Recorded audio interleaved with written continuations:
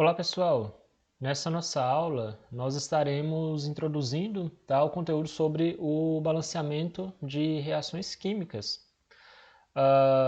Esse método que a gente vai começar a utilizar, ele é chamado de balanceamento por tentativa e erro. Por que isso? Porque não existe assim, uma regra fixa que você deve seguir que vai ter o resultado já esperado quanto a balancear uma reação química. O objetivo é realmente você igualar a quantidade de reagentes e produtos que você tenha na reação. Porém, a gente vai tentando fazer esse balanceamento até a gente chegar no resultado esperado. Então, a gente vai tentar, às vezes pode errar, Porém, a gente sempre tenta chegar no resultado final, que é que é igualar a quantidade de reagentes e produtos que nós temos em nossa reação, Por que isso? Por que a gente precisa estar fazendo balanceamento de reações químicas, logo que a química ela teve início realmente como uma ciência propriamente dita, a gente já havia trabalhado que existiram ali dois cientistas, que eles começaram a realmente fazer suas pesquisas já no ramo da química e que assim deu o pontapé inicial para que essa ciência se iniciasse.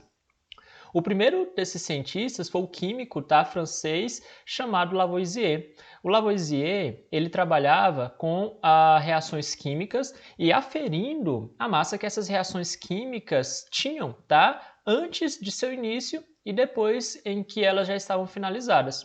Ele trabalhando em sistemas fechados, ou seja, controlando essas reações químicas em recipientes fechados, de modo que não tinha possibilidade de nada dali de dentro sair e nada de fora entrar para alterar essa massa, ele observou o seguinte, que quando ele trabalha com um sistema fechado, a massa que tinha ali nos reagentes seria a mesma massa que teria nos produtos, Porque pelo sistema ser fechado, não tinha a possibilidade de nada de dentro sair e nem nada de fora entrar.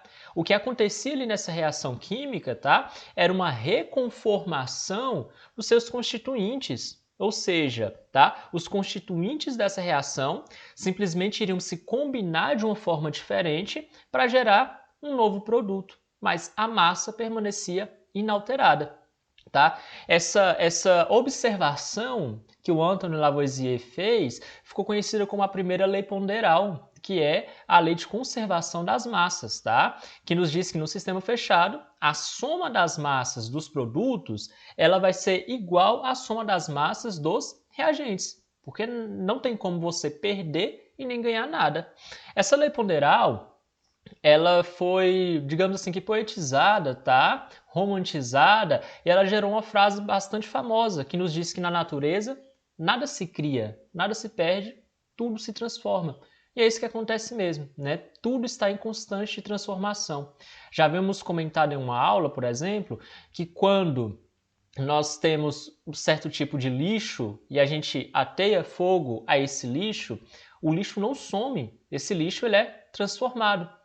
Nós teremos ali a fuligem como produto, teremos gases que estarão subindo na nossa atmosfera também como produto, mas aquele lixo não sumiu, ele foi simplesmente transformado em um produto diferente. Então o nosso planeta, a natureza, ela está realmente em constante transformação. E a gente já havia comentado também que as reações químicas que ocorrem naturalmente em nosso planeta, que ocorrem naturalmente no universo, elas já são perfeitamente balanceadas. O que nós fazemos é entendê-las e conseguir fazer o balanceamento delas para que isso se adeque ao que ocorre naturalmente. Que na natureza a gente sabe que essas reações elas já são balanceadas naturalmente, tudo bem? Então, essa ideia de balancear as reações químicas, ela parte aqui desse princípio da lei de conservação das massas, que é do Antoine Lavoisier. Quanto às reações químicas, como que uma reação química é formada? Quais são as partes que nós temos delas, Uma reação química, geralmente, vocês se deparam com isso aqui. Vocês podem observar que nós temos elementos que estão unidos, né? Esses elementos unidos estão formando aqui, no caso, substâncias. Nós temos números também aqui em nossas reações químicas. E nós também temos aqui letras entre parênteses, nós temos seta. E o que cada coisa dessa aqui funciona? Tá? O que significa cada parte aqui dessa nossa reação? Então vamos lá, olha. Tudo que a gente tem antes dessa nossa, que a gente chama aqui de seta de reação, tá? Que nos diz o sentido que a reação está ocorrendo, tudo que a gente tem antes é chamado de reagente. Então aqui esse CH4, ele é um reagente, esse O2 é um reagente, tá? Tudo que a gente tem depois da seta de reação já são os produtos. Então o CO2 é um produto dessa reação, o H2O é um produto dessa reação, tá? Então, reagente é tudo que a gente tem de início, antes dessa nossa reação química começar. Produto é tudo que nós temos depois que a reação química acabou, né? O produto realmente é o resultado dessa reconformidade, dessa combinação entre os reagentes dessa nossa reação química. Então, a gente já tem que fixar aqui que antes da seta de reação temos reagentes, depois da seta de reação nós temos produtos. Vocês podem observar também que nós temos esse sinal aqui de mais, tá? Só que apesar de ser um sinal de mais, ele não tem o mesmo significado que o mais lá na matemática, né? Que o mais na matemática ele é um sinal de soma. Aqui em nossa reação química, esse mais nos indica que tem alguma coisa reagindo com outra. Então aqui esse CH4, que é o gás metano, ele está reagindo, tá, com o gás oxigênio. Quando o gás metano reage com o gás oxigênio, tá, e que, no caso aqui, todo reagente que interage com o gás oxigênio está sendo queimado, tá, isso é sempre. Então, no caso aqui, o nosso gás metano está sendo queimado, ele vai gerar dióxido de carbono, né, o gás carbônico, com água. Mas percebam que não está havendo soma de nenhuma das partes, tá bom? A gente só indica que temos uma substância interagindo com a outra aqui, tá? Nós também temos essas letras que estão entre parênteses, tá? Essas letras entre parênteses que sempre serão letras minúsculas, tá? Que elas virão após as substâncias. Essas letras nos indicam o estado de agregação, ou seja, o estado físico que a nossa substância se encontra. Então, quando a nossa letra é a S, indica que essa nossa substância está no estado sólido. L está no estado líquido. G está no estado gasoso. Se nós tivermos uma letra V, quer dizer que a nossa substância está no estado de vapor, em um estado vaporoso. Se nós tivermos, tá, essa sigla PPE, quer dizer que nós temos um precipitado, tá? Lembrando que um precipitado é o resultado de uma solução supersaturada, tá? E esse precipitado gera um corpo de fundo, ele fica no fundo do recipiente. E quando a nossa substância estiver em solução aquosa, ou seja, tá? Ela estiver ali misturada em água. Aí a gente vai ter a sigla AQ, tá bom? S para sólido, L para líquido, G para gasoso, V para vapor, PPE para precipitado e a sigla AQ para solução aquosa. Então, todas essas indicam o estado de agregação, o estado físico que a nossa substância se encontra. Nós temos dois tipos de números que vocês podem observar aqui nessa nossa reação química. Vocês podem ver que nós temos números que são grandes e nós temos números que são pequenos. Os números pequenos, eles sempre estarão à direita do nosso elemento, tá? Esses números pequenos são chamados de índices. E esses índices, tá, nos informam a quantidade de átomos desse elemento que está presente nessa nossa substância. Então, por exemplo, aqui no CH4, que é o nosso gás metano, vocês podem perceber que nós temos 4 átomos de hidrogênio para formar esse gás metano. Aqui no O2, que é o nosso gás oxigênio, nos indica que nós temos 2 átomos de oxigênio para formar a substância do gás oxigênio. Aqui no H2O, nós temos 2 átomos de hidrogênio, tá? Para formar a nossa substância, a nossa molécula da água. Então, esse índice, ele nos diz a quantidade de átomos de certo elemento que vai compor uma substância. Esse índice jamais deve ser alterado. Nunca, em um balanceamento, você deve estar alterando esse índice para fazer o seu balanceamento. Porque se você altera o seu índice, você está alterando a natureza da sua substância. Essa substância automaticamente se transforma em outra. Então, por exemplo, ó, se aqui no O2 a gente quisesse balancear e no lugar desse índice 2, nós iríamos colocar um índice 3. Automaticamente, essa nossa substância deixaria de ser o gás oxigênio, porque o gás oxigênio ele é formado por 2 átomos do elemento oxigênio, e ele já iria passar a ser o gás ozônio, que é formado por 3 átomos de oxigênio. Então, de gás oxigênio, que é o que a gente respira, ele iria ser transformado em gás ozônio. Tá? Então, a gente nunca deve alterar o índice de uma substância, porque se a gente altera o índice, a gente altera a substância por completo. Nós também temos esse número grande, tá? Esse número grande sempre vai estar à frente da nossa substância, tudo certo? E esse número, ele sempre multiplica também os valores de índices que nós temos, né, para a nossa contagem final do balanceamento. Esses números grandes são chamados ou de coeficientes estequiométricos, é um nome bem estranho mesmo, ou são chamados de coeficientes da reação, tá? Eles são o que nós utilizamos para realmente fazer o balanceamento, e uma vez que você o altera, você não pode alterar mais, tá? Porque se você altera mais, você vai ter que alterar todos os outros coeficientes estequiométricos da reação também. E acaba que meio que você vai prolongar demais o tempo de balanceamento dessa reação, tá? O coeficiente estequiométrico, ou coeficiente da reação, ele também nos diz a quantidade de mols de certa substância que você vai ter nessa nossa reação química, tá? E uma coisa aqui que eu atento a vocês também. Quando nós tivermos um elemento, né, que tenha um índice 1, uma substância que tenha um índice 1, a gente não costuma colocar esse 1. Tá? Aqui eu coloquei só para vocês, né? Só para a gente estar exemplificando o que são os coeficientes estequiométricos aqui em nossa reação química.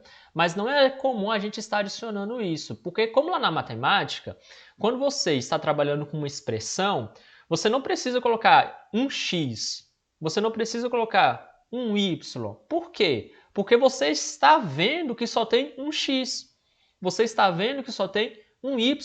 Então fica redundante estar adicionando o número 1, tá? Porque já é inerente, é uma coisa que você olha e fala, eu vejo aqui que eu tenho um x, eu já estou vendo que eu tenho um y, certo? Então aqui na química a gente também vai estar fazendo isso. Então, por exemplo, não tinha necessidade de eu colocar esse número 1 aqui na frente do CH4, que é o nosso gás metano, porque você está vendo que nós só temos um CH4, tá certo? Agora, a partir de 2 em diante, a gente já coloca porque é um valor superior a 1. Tá? Da mesma maneira que aqui, por exemplo, no CH4, o carbono, que é o nosso C, o índice dele é 1. Só que não tem necessidade alguma de eu colocar aqui C1H4, porque eu estou vendo que eu só tenho um átomo de carbono. Tá? Mas nós temos um índice 1 aqui. Tudo bem? Agora, o nosso balanceamento por tentativa e erro. Tá? Como eu disse lá no início, você não tem uma fórmula que te diz exatamente que se você a seguir, você já de início vai chegar no resultado esperado, que é a nossa reação química balanceada. Porém, existem macetes, tá? Nós trabalhamos com um macetezinho que pode facilitar a gente conseguir chegar nesse nosso objetivo final. Como funciona esse macete? É o seguinte, a gente dá prioridade a certos tipos de elementos na hora de fazer o balanceamento da nossa reação química. Nesse macete, a prioridade, o primeiro elemento que vai ser balanceado em uma reação química é o metal. Tá? Então a gente já procura o metal nessa nossa reação química para começar a balancear ele. Depois vai ser o ametal. Tá? Então depois que você já identificou quem é o metal, já balanceou essa quantidade desse metal, você passa a fazer a mesma coisa com o ametal. Depois do ametal, a ordem de prioridade é o carbono. Tá? Então, já balanceou o metal, Balanceou o ametal, passa para o carbono na reação. Depois do carbono, o hidrogênio e, por último, a gente faz o balanceamento do oxigênio. Se vocês observarem, né, a gente colocando em ordem as primeiras letras de cada um desses tipos de elementos, a gente forma a palavra macho. Esse macete, tá, é o que a gente chama de regra do macho. Tá? Então, a regra do macho em balanceamento de reações químicas, tá, fala sobre a ordem de prioridade que nós temos ao balancear uma reação.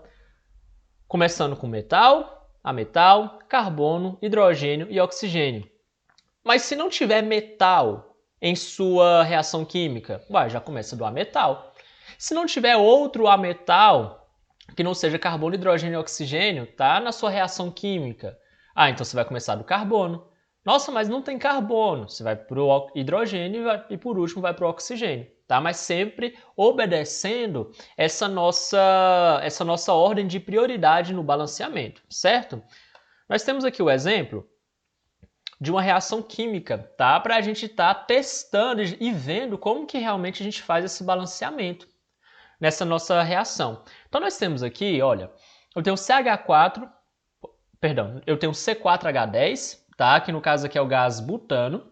Ele está reagindo com o gás oxigênio. Como eu disse um pouco antes, qualquer reagente que esteja interagindo com o gás oxigênio, ele está sendo queimado. Então isso aqui é uma reação de combustão, tá? A gente está queimando esse gás butano.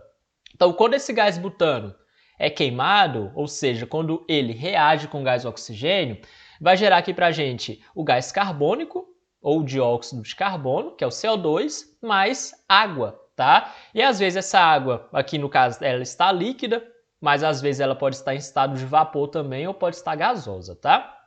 Então vamos lá, olha. Nessa nossa reação química não temos metal, tá? Então a gente já vai partir para outra ordem de prioridade, que é o ametal. Só que nessa nossa reação química também não tem outro ametal, tá? Um exemplo de um ametal que poderia estar aqui: nitrogênio, um enxofre, tá? Eles são ametais e nós não o temos aqui. Então a gente vai passar para a terceira ordem de prioridade, que é o carbono. Carbono nós temos. Se vocês observarem, aqui nos reagentes nós temos 4 átomos de carbono. Aqui nos produtos, né, na nossa molécula do CO2, temos somente um átomo de carbono. Tá? Então é mais fácil eu aumentar isso aqui em 4 do que diminuir isso aqui em 1. Então o que eu vou fazer? Esse meu índice, que aqui é 4, eu transformo ele em coeficiente estequiométrico aqui. Então esse 4 vai passar também para cá. Tá? Pronto. Quando eu faço isso, como eu disse lá quando eu estava falando sobre o coeficiente estequiométrico, o coeficiente ele multiplica todos os índices de uma substância, tá bom? Então aqui, ó, como não está aparecendo nada, aqui não está aparecendo um índice do carbono, quer dizer que é 1. 4 vezes 1, 4. Aqui nós temos 1 vezes 4, 4. Então, nesse momento, a gente acabou de balancear as quantidades de carbono que nós temos nessa nossa reação química, tá bom? Tem um 4 de um lado, tem um 4 do outro. Não preciso mais estar mexendo com carbono, tá bom? Agora, passando a ordem de prioridade, a gente vai para o hidrogênio, tá? Aqui nos reagentes temos 10 átomos de hidrogênio. Aqui nos produtos temos 2 átomos de hidrogênio.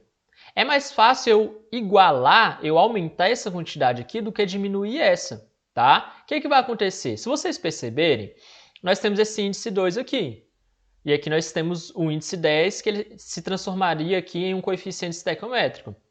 Esse 10, para passar para cá, para transformar isso aqui em 10, tá? Ele teria que dividir por esse 2. Por quê? 10 dividido por 2 dá 5. Se eu coloco 5 aqui na frente, 5 vezes 2 dá 10. Então, a partir disso, a gente passa a ter 10 átomos de hidrogênio. Ou você pode pensar o seguinte: eu tenho 10 átomos de hidrogênio aqui desse lado, eu tenho 2 átomos de hidrogênio aqui desse outro. Quantas vezes eu preciso multiplicar 2 para chegar em 10? Então, nós temos 5 vezes. 5 vezes 2 dá 10. Nesse momento, o que a gente fez? A gente igualou a quantidade dos átomos de hidrogênio. Tenho 10 átomos de hidrogênio nos reagentes, tenho 10 átomos de hidrogênio nos produtos, tá? Por último, o que falta a gente fazer o balanceamento agora? O oxigênio, tá?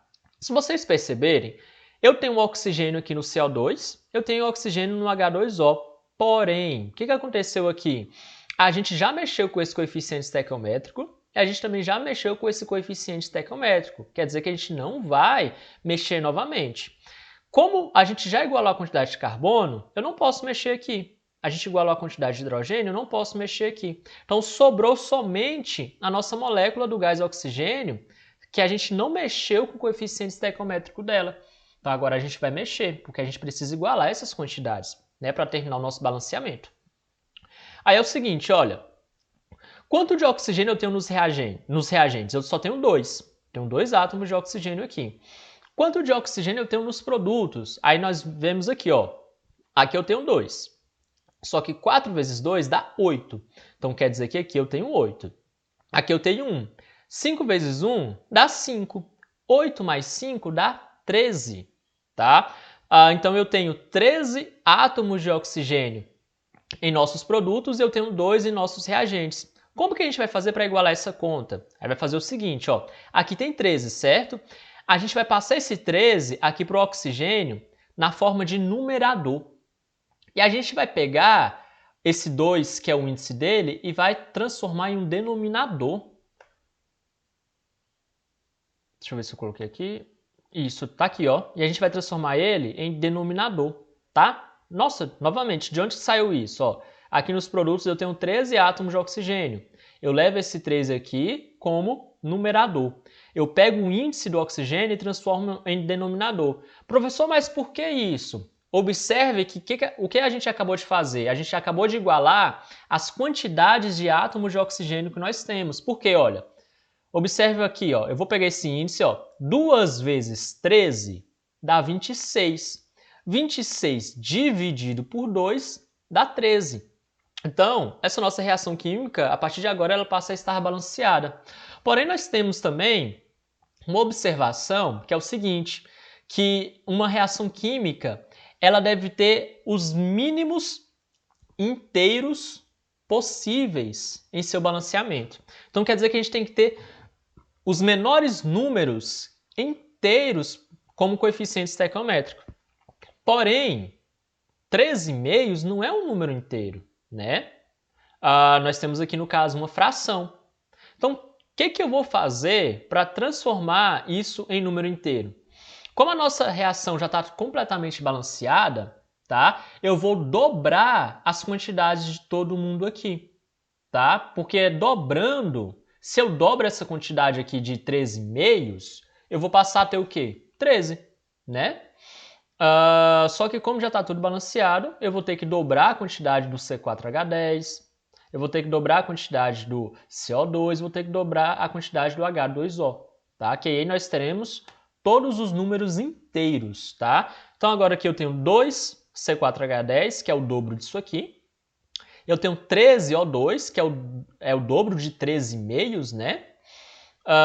Eu tenho 8 CO2, que é o dobro de 4 CO2, e eu tenho 10 H2O, que é o dobro de 5 H2O.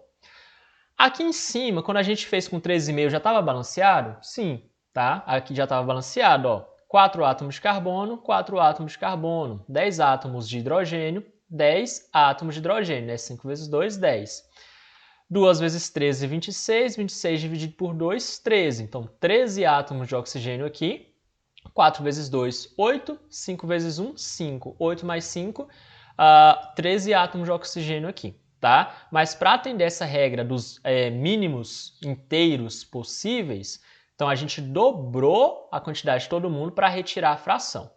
Existem questões que trabalham com a própria fração, tá? Existem outras que exigem que você coloque os mínimos inteiros possíveis para a reação. Então a gente precisa atentar ao enunciado dessa questão, se vai estar exigindo os mínimos inteiros ou não, tá bom? Se não estiver exigindo, a gente pode parar na fração caso for necessário. Senão a gente dobra essa quantidade aqui de todo mundo. Tudo bem? Então esse vídeo aqui é só para a gente explicar mais um pouco, tá? Sobre o balanceamento das reações químicas e a gente vai continuar a tratar isso a partir das atividades, né, que nós faremos agora posteriormente. tá? Então esse vídeo aqui vai ficar gravado para vocês, sempre que tiver dúvida, vocês podem estar reassistindo ele, tá? E também tirando dúvida no decorrer das nossas aulas, tudo bem? Então até mais.